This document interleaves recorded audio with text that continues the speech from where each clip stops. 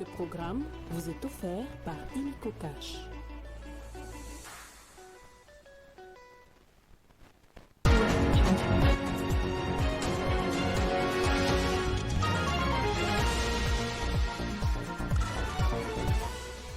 Au sommaire de ce journal, insécurité au Nord Kivu, énième tuerie attribuée aux ADF à Beni. Au moins 31 personnes ont été lâchement abattues.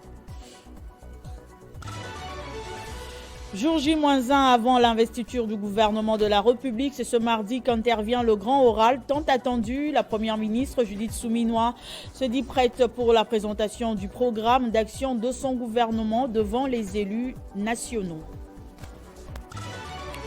En international, Emmanuel Macron a annoncé la dissolution de l'Assemblée nationale après la parution de premières estimations des résultats des élections européennes marquées en France par la victoire du Rassemblement national et l'échec de son camp. L'info, c'est l'heure sur Télé 50. Bienvenue à tous. Parlons d'abord sécurité. Énième tuerie attribuée aux ADF dans la province du Nord Kivu. Au moins 41 personnes ont été lâchement abattues par ces terroristes dans quelques localités de Beni, Domasala et Maïbi. Dans un communiqué rendu public ce lundi, le gouvernement présente ses condoléances aux familles des victimes de ces attaques inhumaines et assure sa détermination à poursuivre sans relâche les opérations de traque de ces terroristes. Cette énième attaque attribuée aux terroristes ADF à Beni ayant coûté la vie à plusieurs civils a suscité angoisse dans la province du Nord Kivu, province sous état de siège. Réagissant à ce massacre de trop contre les civils, le gouvernement de la République qui avance un bilan de 41 personnes tuées a condamné cette incursion avant de présenter ses condoléances aux familles des victimes de ces actes inhumains. Par ailleurs, il exprime toute sa compassion aux blessés et leur assure sa détermination à poursuivre sans relâche les opérations de traque de ces terroristes, lesquelles ont permis de neutraliser plusieurs d'entre eux et de libérer un bon nombre d'otages civils. Le bilan avancé par le gouvernement de la République est toutefois contredit par des sources proches de la société civile locale qui, elles, parlent d'une centaine de personnes tuées par les ADF. Dans un communiqué rendu public ce lundi, les Nations Unies ont exprimé leur inquiétude sur cette énième attaque, déclarant ce qui suit: si cette violence persiste, elle risque d'aggraver encore davantage la situation humanitaire déjà précaire dans les provinces de l'Ituri, du Nord Kivu et du Sud Kivu, où plus de 900 000 personnes nouvellement déplacées ont été enregistrées entre janvier et avril 2024, portant le nombre total des déplacés dans ces trois provinces à plus de 5,6 millions pour un total de 7,3 millions dans le pays. Fin de citation. Cette énième attaque attribuée aux ADF intervient alors que la province du Nord Kivu demeure sous occupation des terroristes du M23 soutenus par le Rwanda depuis près de 2 ans.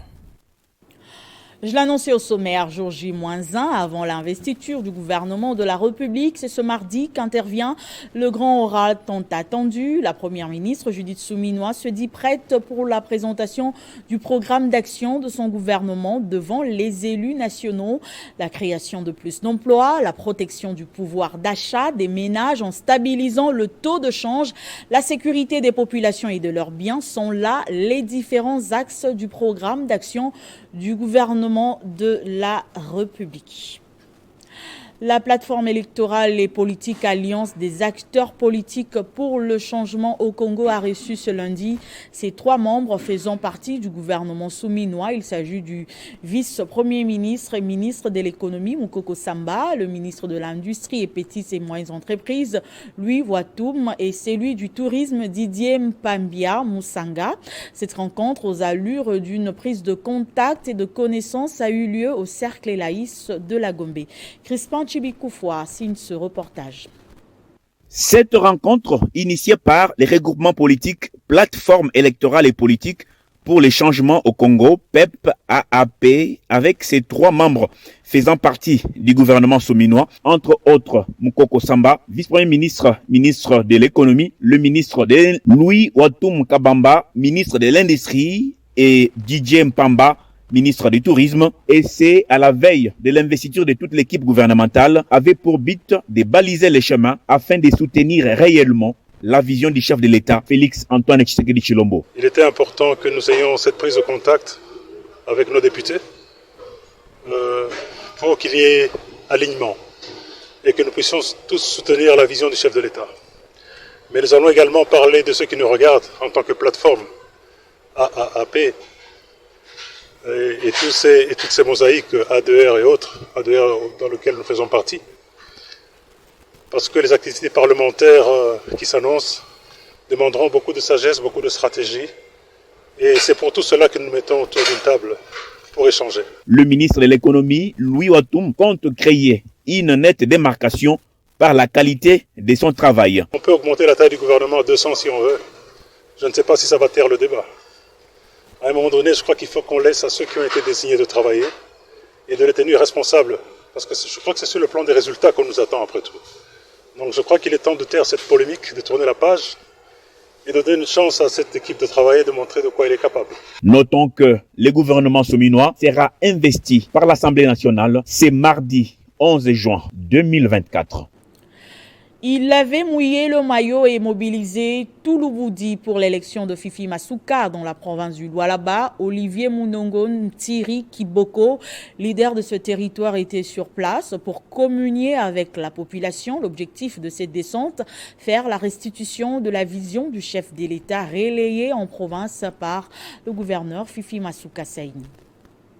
Après s'être rendu à Kolwezi pour féliciter Fifi Masuka Saini pour son ascension à la tête de la province du Lualaba, Olivier Munongo Ntiri Kiboko, le jeune leader incontesté du territoire de l'Ubudi, accompagné du représentant de la police de l'Ubudi, a fait une descente dans le groupement Nguba pour la restitution de la vision du chef de l'État, Félix Antoine Tshisekedi Tshilombo, relayée en province par la femme forte Masuka Saini. À son arrivée, il a été accueilli en roi par une foule en liesse, vêtue en t-shirt flanqué du visage des Fifi Masuka Saini, gouverneur de province du Lualaba, et Olivier Kiboko. Ici, les grands chefs des terres n'étaient pas en reste. Devant des milliers de personnes venues de partout, ce digne fils du terroir a, au nom de la population de l'Ubudi, réitéré une fois de plus son indéfectible soutien à la Jeanne d'Arc du Lualaba. Nous réitérons notre indéfectible soutien à Maman Fifi Masuka Saini,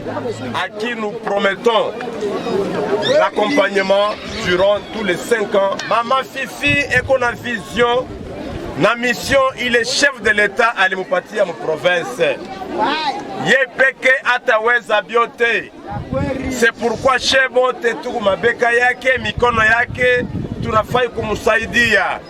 Yeye ekone occupé na mamba ku développer province yetu ya Lualaba. Chena China la police tunaungana juu ya insécurité ici mon territoire. C'est du jamais vu, jamais vécu dans l'histoire de l'Ubudi.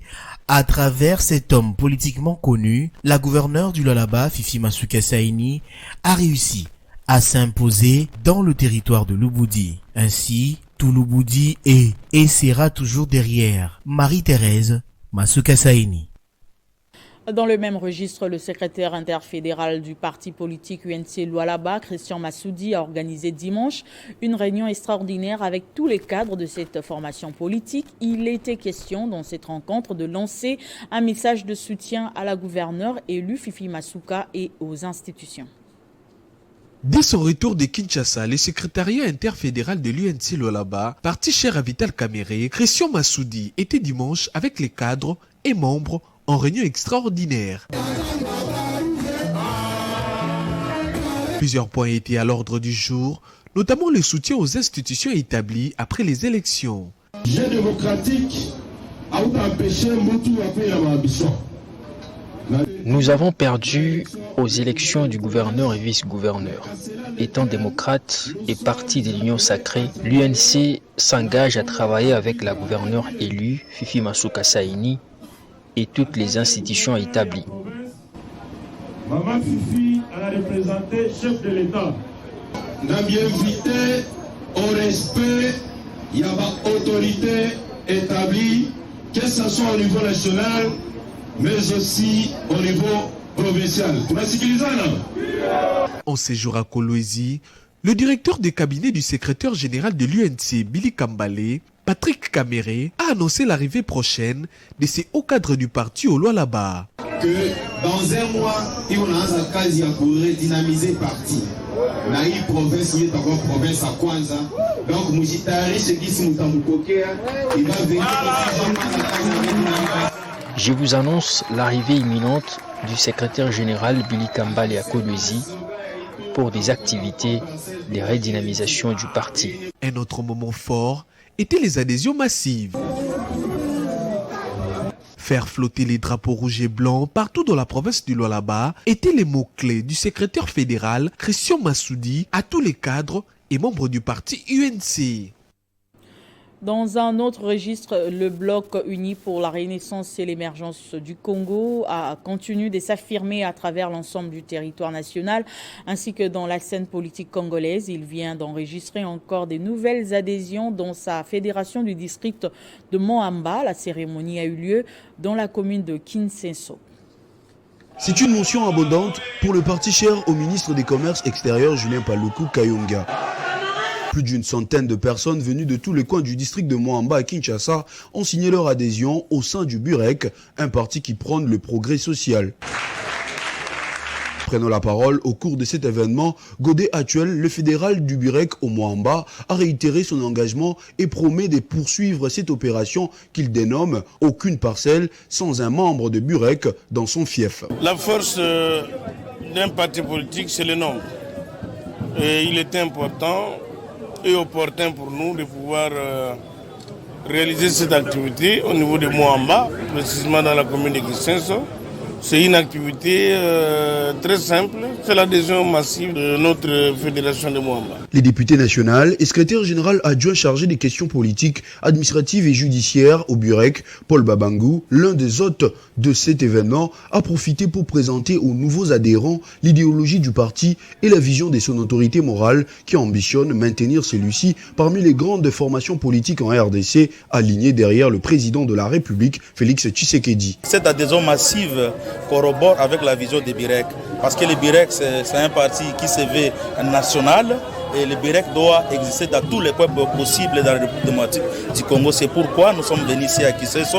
Vous êtes sans ignorer que Kinsenso est parmi les coins qui nous a produit pour la toute première fois un conseiller municipal et il est le président même de ce conseil. C'est pourquoi nous sommes venus personnellement honorer Kinsenso, honorer Moamba. Il s'y est dénoté que cette importante activité s'est déroulée en présence de plusieurs cadres et militants des Burek qui ont accueilli avec joie cette adhésion massive. Et puis le directeur général adjoint du Fonds spécial pour la promotion, l'entrepreneuriat et l'emploi des jeunes, Roderick Victor Nyangui, a lancé un message aux députés nationaux à l'occasion de l'investiture du gouvernement Toulouka de se pencher sur la question de l'entrepreneuriat des jeunes tel que voulu par le chef de l'État, Félix Tshisekedi.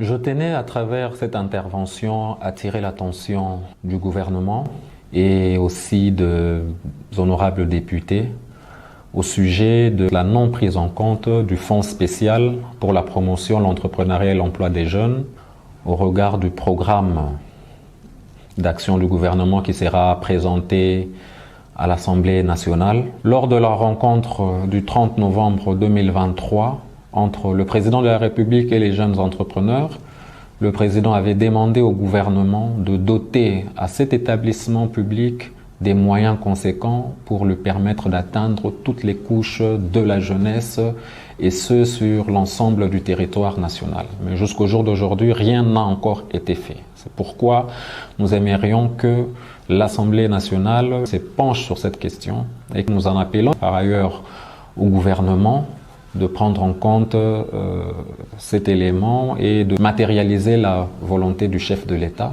et que à travers les actions du fonds spécial, il y ait plus d'emplois qui soient créés. Il est important que cet établissement public soit accompagné dans son fonctionnement afin d'intervenir auprès de toutes les couches des jeunes. Et cet établissement a pour mission de financer des actions qui contribuent à l'insertion socio-professionnelle des jeunes, à financer les activités génératrices de revenus, à financer les activités de création d'entreprises. Bref, c'est un établissement public qui s'occupe de l'autonomisation des jeunes. Étant donné qu'il existe un engagement du chef de l'État dédié à la création de plusieurs emplois, surtout pour les jeunes, le fonds spécial devra accompagner la création d'entreprises des jeunes, la formation des jeunes entrepreneurs, l'accès à l'information des jeunes entrepreneurs, les facilitations et accès à des marchés, mais également la promotion des métiers qui sont un havre important. En vue d'améliorer la desserte en énergie électrique dans la province du Lualaba, les députés nationaux de cette province ont effectué une visite guidée dans la cité d'Inga où les travaux menés par l'entreprise Kamoa Copper en partenariat avec la SNEL sont en pleine évolution. Cette visite s'inscrit dans le cadre du prolongement des forums de concertation qui existent entre Kamoa Copper et les parties prenantes des communautés autour du projet Kamoa. Plusieurs députés nationaux de la province du Lualaba ont pris part à cette visite guidée en vue de s'imprégner des problèmes réels que vit la population de ces contrées. Ben Munanga, président du conseil d'administration de Kamoa Copper, une entreprise qui travaille en étroite collaboration avec la SNEL, précise la finalité des travaux menés par son institution. Ce que la population peut espérer, c'est une desserte en énergie électrique plus accrue, parce que Kamoa Copper n'a pas vocation de consommer toute l'énergie qui va être produite par le groupe G25, groupe numéro 5 de Inga 2, que nous sommes en train de réhabiliter. Une partie de cette énergie va servir à la population, aux ménages, à la petite industrie. Ayant quitté Kinshasa pour la ville de Kolwezi, les élus nationaux de la province du Lualaba estiment qu'avec seulement les barrages Inga 1 et Inga 2, le pays peut assurer son développement. Nous avons les nécessaires pour que ce pays puisse se développer. Inga 1, Inga 2, c'est une potentialité énergétique incroyable. Le directeur provincial de la SNEL s'est dit satisfait de cette visite effectuée par les députés nationaux en compagnie de Kamoa Copper. Plaisir pour nous de recevoir la délégation conduite par les honorables par Kamoa Ivanoé avec les honorables de la province de Lualaba. Pour rappel, ces députés nationaux avaient émis lors de la dernière concertation tenue en mai dernier une demande de visiter les projets qui ont un impact direct sur la population. Le sénateur Salomon Idi Kalonda est allé rendre hommage à l'ancien ministre des Transports et Voies de Communication, Chéribin Okende, une manière pour l'élu du Maniema de témoigner son soutien à la famille de l'illustre disparu. Après 10 mois de captivité ayant provoqué une forte dégradation de l'état de sa santé, et l'évacuation vers l'Europe pour des soins, Salomon Kalonda, de retour au pays, après sa validation de pouvoir en qualité de sénateur à la Chambre haute du Parlement, est allé se recueillir sous la tombe de Chéribin Okende, son ancien allié du parti Ensemble pour la République. Le conseil spécial de Moïse Katumbi a trouvé des mots justes pour rendre hommage mérité au vaillant patriote Chéribin Okende. Les morts ne sont pas morts, les morts sont avec nous. Ils nous voient, ils nous entendent. Ils ne peuvent pas venir dire au revoir à Chéribin Okende. Vous avez dit un camarade du parti, non, il était plus que ça. C'était un frère pour moi, c'était un ami et aussi un camarade du parti. Je ne suis pas venu parce que je ne voulais pas, parce que je ne savais pas venir. Aujourd'hui, comme je peux venir, un devoir en tant que frère à Chéribin, de venir lui dire au revoir, de lui dire adieu, parce que je suis un croyant. Je sais que les jours derniers, on se reverra. Pas beaucoup de choses à dire à Chéribin. Je lui ai dit qu'il repose en paix. Quelqu'un de juste, et il doit reposer parmi les justes à côté de notre Père Céleste. C'est là sa place. Après le cimetière, le sénateur Salomon Idi Kalonda s'est dirigé vers la famille biologique de l'illustre disparu, une manière pour lui d'apporter son soutien et celui de Moïse Katumbi à la famille des Chéribin Okende. Je sais pouvoir compter sur vous pour aller massivement voter les 30 juin et le 7 juillet prochains. La France a besoin d'une majorité claire pour agir dans la sérénité et dans la concorde. C'est en ces termes que le chef de l'État français Emmanuel Macron a annoncé en direct la dissolution de l'Assemblée nationale après la défaite de son camp aux législatives européennes en faveur de l'extrême droite. Quelle alliance, quel délai, qui gouverne l'urgence qu'a imposée Emmanuel Macron avec son annonce surprise soulève de nombreux angles morts. Dossier de Jean-David Kilolo. Je dissous donc ce soir l'Assemblée nationale. Le président de la République Emmanuel Macron a surpris en annonçant la dissolution de l'Assemblée nationale, quelques minutes seulement après les résultats des élections européennes, avec un constat implacable. Au-delà du constat politique implacable, se pose la question des conséquences politiques, constitutionnelles et juridiques d'une telle décision. À gauche comme à droite, la dissolution surprise du président de la République sonne comme un appel au rassemblement pour emporter les futures élections législatives. Une dissolution inédite, oui, si, dans ce contexte post-élection européenne, cette décision fait figure de nouveauté. Une telle arme avait déjà été utilisée à 3 reprises sous la Ve République. Néanmoins, cette dissolution a une résonance toute particulière puisque c'est la première organisée depuis la mise en place du quinquennat. Les prochaines élections législatives se dérouleront de facto en juin 2029, soit 2 ans après l'élection présidentielle, sauf si d'ici là, une nouvelle dissolution intervient. La dissolution de l'Assemblée nationale force la tenue de nouvelles élections législatives dans un délai de 60 jours, conformément à la Constitution française. Ce processus est susceptible de redéfinir l'équilibre de pouvoir au sein du paysage politique français. Le parti d'opposition, notamment ceux des gauches et de l'extrême droite, y voient une opportunité de capitaliser sur les mécontentements populaires pour renforcer leur répression parlementaire. Et au niveau international, ces décisions sont également scrutées de près. Les partenaires européens internationaux de la France observent les résultats des élections et évaluant l'impact potentiel sur la stabilité de l'Union européenne et les relations internationales avec l'Afrique. Une assemblée nationale potentiellement fragmentée pourrait compliquer la conduite de la politique étrangère française, notamment sous la gestion de la guerre en Ukraine, et affaiblir les positions françaises sur la scène internationale et de plus en plus sur la scène africaine. La dissolution de l'Assemblée nationale par Emmanuel Macron est un pari politique risqué qui pourrait soit revitaliser son mandat, soit les rendre plus vulnérables face à une opposition galvanisée.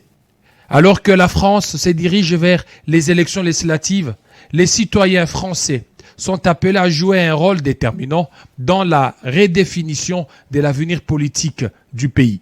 Le dénouement de cette crise politique est attendu avec impatience, tant sur la scène nationale qu'internationale et aussi en Afrique. Vive la République, vive la France. Ce journal est terminé. Place au rappel de titres.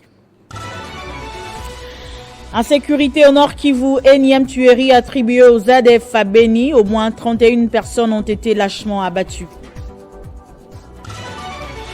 Jour J-1 avant l'investiture du gouvernement de la République, c'est ce mardi qu'intervient le grand oral tant attendu. La première ministre Judith Suminwa se dit prête pour la présentation du programme d'action de son gouvernement devant les élus nationaux.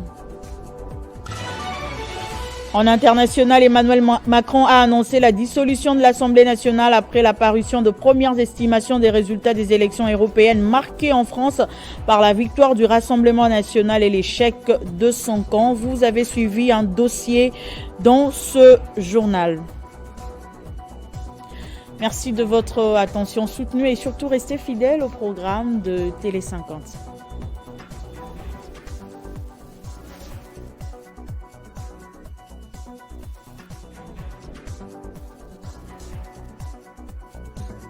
Retrouvez toute l'actualité en continu sur www.tele50.cd.